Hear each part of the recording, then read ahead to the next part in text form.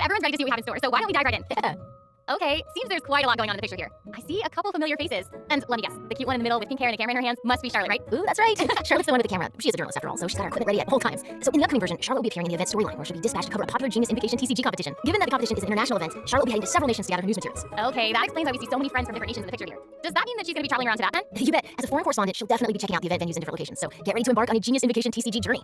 However, a keen and active reporter like Charlotte won't only focus on the Genius Invocation TCG event, even though that's really important, but during this journey, she will also be investigating a very strange case alongside the traveler. Ooh, a strange case, huh? Okay, that does actually sound really newsworthy. Yeah, right? But that's all I can share for now. The mystery will be yours to unveil in version 3.7, so if you want to find out what happens, then make sure you don't miss out. Yay! We hope our travelers have a great time in this event. In addition to the event storyline we just introduced, the Adventurers Guild has also prepared some other event minigames to spice up the TCG tournament. That's right. There will be a total of 4 event game modes, including a Tour of Wonders, 0-Hour Invocation, Evermotion Mechanical Painting, and Heart of the Dice. In a Tour of Wonders, the organizer has set up checkpoints in various nations. After you complete the required challenges by navigating obstacles or defeating monsters, you'll be able to obtain commemorative stamps at the checkpoints. So collect more of these stamps during your sightseeing tour to obtain the corresponding rewards. Okay, I see. So the stamps will be like proof of your experience traveling in different nations during the event. You know, just like collecting stamps in a passport. Exactly. Next, we have 0-Hour Invocation, which is an unofficial tournament organized for our passionate TCG players. Unlike the official tournament matches, this format adopts a special rule set, so you won't be able to use your own decks. Oh. Instead, you'll have to build a deck by selecting cards out of the decks prepared by the organizers. And chances are, you'll get to duel against some familiar faces. Okay, sounds like fun already. All right, what about Evermotion Mechanical Painting and Heart of the Dice? I think many of our travelers have played Evermotion Mechanical Painting before, but this game introduced by a dreamer from Fontaine has undergone a few new changes. So this time around, you need to adjust the position of the mechanical painting surfaces by swapping or rotating them first, and then install the appropriate gears on the preset points to restore the painting. And I've heard that the paintings are all based on Genius Invocation TCG cards. How awesome is that? That's gonna be so cool. And based on the people we've met, you should never underestimate Fontaine's pursuit of mechanical designs. But of course, I'm sure our keen travelers should be able to restore those paintings with just a few attempts, or more than just a few attempts if people need it. Lastly, we have Heart of the Dice, which is a combat game mode. During combat, you'll be able to obtain random elemental dice by defeating monsters. Use the suppressive roll skill to consume all the dice you possess and unleash a shockwave that deals damage to nearby opponents, while also granting you random buffs. More dice consumed matching the elemental type of the active character will result in greater damage dealt by the shockwave and higher chances of obtaining more buffs. Okay, it seems like these are some special dice, so we'd better make good use of them. Yep, and travelers will be happy to know that there are a variety of rewards waiting in these events. In addition to Primo Gems and enhancement materials, rewards also include a new 4-star bow called Ibis Piercer, along with its exclusive refinement materials. Yay! So exciting! All right, that's all we have regarding the main event in the upcoming version. On to our next correspondent. Oh, wait. That may be all for the version event, but I still have something else to report. Oh, okay. In version 3.7, there will not only be a Genius Invocation event, but also a major update to the TCG game itself. What? Oh, okay, that's awesome. What can we expect to see in the new update then? So in the upcoming version, many new cards will be added to Genius Invocation TCG, including character cards, monster cards, and action cards. Amazing, right? Yeah. And it's also noteworthy that the cards of the Animo, Geo, Electro, and Dendro Archons will also be available after the update. Ooh. So we can expect to see some incredible and fun new decks. Nice. Okay, that's gonna be quite the update. And there's more. So with so many cards being added, how could we fully enjoy them without some new game modes? So in version 3.7, the Arena of Champions mode will be available too. And what'll be different about this mode? Glad you asked. In this mode, travelers must use their deck to duel against each other and accumulate a total of 5 victories. Ooh. As you can imagine, that can be a serious test even for a seasoned duelist. Plus, 3 defeats will result in a failed challenge attempt, and you'll have to start all over. So if if you're feeling confident about your deck and your TCG skills, then be sure to come to the Cat's Tail and give it a shot. Okay, that sounds pretty intense. Will there be anything for someone less experienced, you know, maybe like myself? No worries, I got you. Okay, so another TCG mode is called the Forge Realms Temper, which will also be available. You'll be allowed to configure the difficulty of the game mode, as well as to choose from a bunch of additional conditions to score extra points. Okay, perfect. I'll definitely be picking some conditions that suit my decks the best.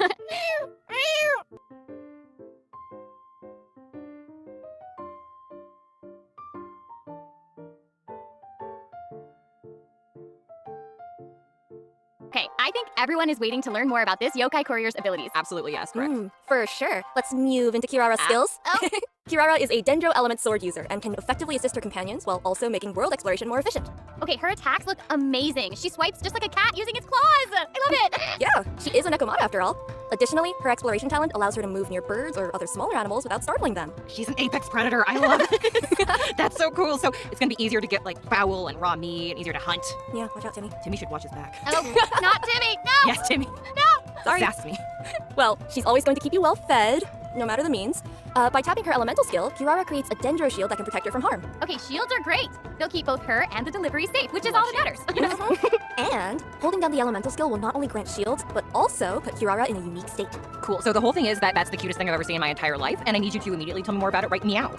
Oh, no problem at all. Thank you, yes. In this state, Kirara will deal Dendro damage upon slamming into enemies, but more uniquely, this state will also drastically increase her movement and climbing speed, along with her jumping ability.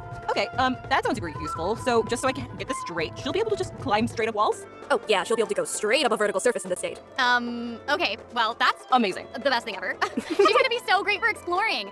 And I guess that's one of the reasons why she's a trustworthy courier.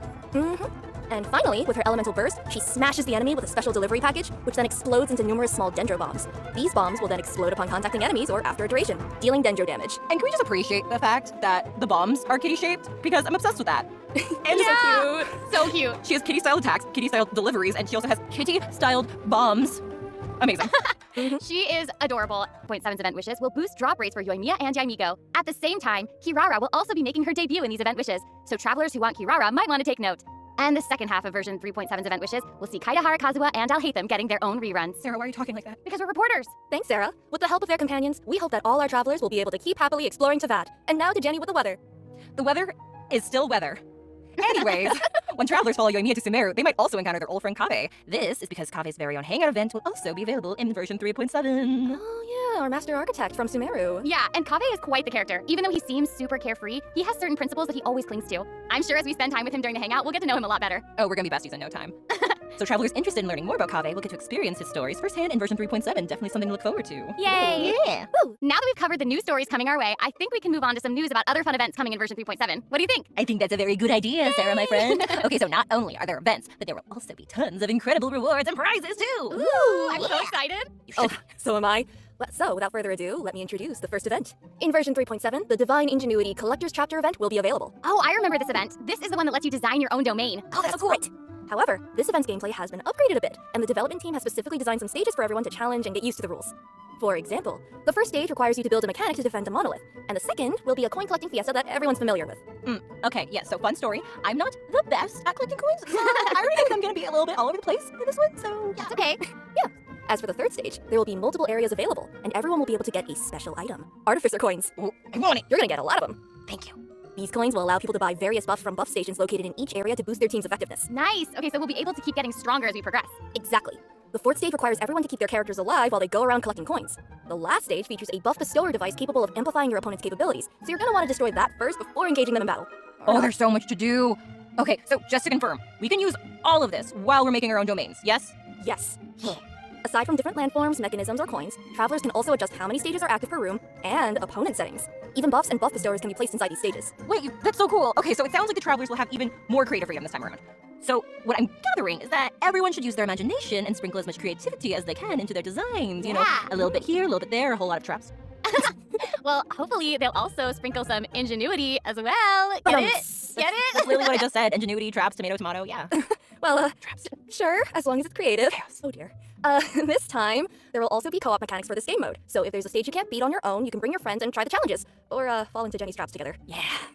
And remember, domain creators also must clear their own designs before they'll be able to share them with others. Okay, seriously, how do people clear some of these stages? They seem like they're gonna be really difficult. I don't have a good answer for you other than the fact that people are kind of amazing. Yeah, I don't know that's if you guys have seen, but there are videos out there of people showcasing their own stages, and it's crazy. It's amazing. Oh, absolutely. So, I hope all our creative travelers out there won't miss this event. Remember to share your codes or videos and let everyone play your domains. Traps. Oh dear. Okay, so next, we have a challenge event called the Feast of the Departed Warriors. A mysterious domain has appeared near the Falcon Coast, and its depths are crawling with powerful foes. Travelers will need to rely on their martial prowess to defeat them and earn rewards. Ooh, departed warriors. It sounds spooky. I thought so too. Anyway, this event should be one that many travelers are familiar with. However, let me give a quick overview for anyone who might not have seen this one yet. Take you sip. This event has 3 types of dangerous adversaries awaiting our travelers. They're each based on the Thunder Manifestation, Eon Blight Drake, and the Bathysmal Bishop Herd, respectively. Travelers can also add additional conditions to their difficulty multiplier in this challenge, with increased difficulty resulting in greater rewards. Okay, I think I get the gist of this one. I heard Thunder Manifestation and my heart stopped a little bit, so full disclosure, I'm probably not going to be doing the increased difficulty, but I hope everyone's ready for a challenge. Yeah, this one looks like it could be tough. Don't worry, travelers can still get key rewards and materials by completing the challenge on lower difficulties, including Primo Gems. Oh, thank goodness. Travelers who are looking for a real challenge can try the higher difficulties for a proper fight. I heard lower difficulties, and I once again feel safe. Cool beans. Let's move on to the next event. Okay, so this one is another returning event for version 3.7 called Phase Trials Hypothesis. So, Well, helping this one researcher should be just another walk in the park. okay, so during the event, travelers can defeat enemies to gain phase tinctures. When they get enough phase tinctures, they can use them to enter the time dilation state. In this state, they can identify the weaknesses of their opponents mid-battle and select opportune moments to capture more weaknesses in their opposition before using their super sense skill to deal massive damage. Ooh, having the ability to detect weaknesses is very helpful when facing challenges. Not to mention, the damage dealt by this super sense skill is pretty incredible. Oh, it's Oh, really yeah. cool. I mean, that sounds really useful. It can take care of opponents in a snap. You know, like taking a picture. I didn't know you were gonna be channeling your inner Sino. I didn't know. Perfect. Okay, but remember, this event requires you to use the corresponding trial characters for the challenge. Ooh, good. Okay, this way everyone will be able to try out more characters. Exactly. Okay, there's seriously so much for all of us to experience in version 3.7, and would y'all look at the time? Oh, yeah. Okay, the third redemption code is coming right up. Let's have a look together. Here it comes. Yay! Get ready. Whoop, whoop.